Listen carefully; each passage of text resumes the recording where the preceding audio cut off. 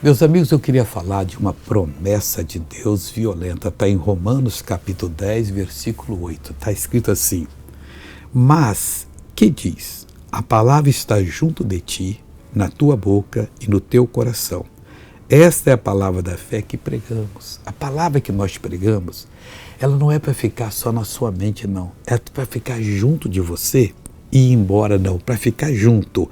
E ela para ficar na sua boca e no seu coração. Para você falar na hora que quiser.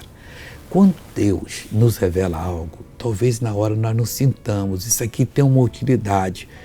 Porque nós vivemos muito na carne. Mas nós devemos guardar aquela palavra. Um dia, quando surgiu o mal, aí você pode dizer: diabo, já estou avisado que é a sua vinda.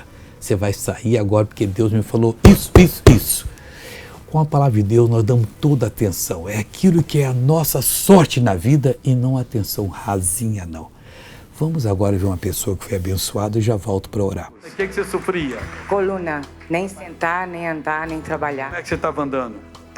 A perna não dava para andar direito, não podia baixar. Agora ali já Imita como é que você andava com essa fazia perna. assim um pouquinho, né? Porque doía muito.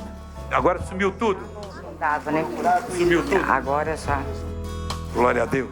Anda normal agora, filho de Deus. Vai embora. Glória a Deus. Vamos fazer uma oração agora. Querido Pai, obrigado por falar que a palavra está junto de nós, na nossa boca, no nosso coração.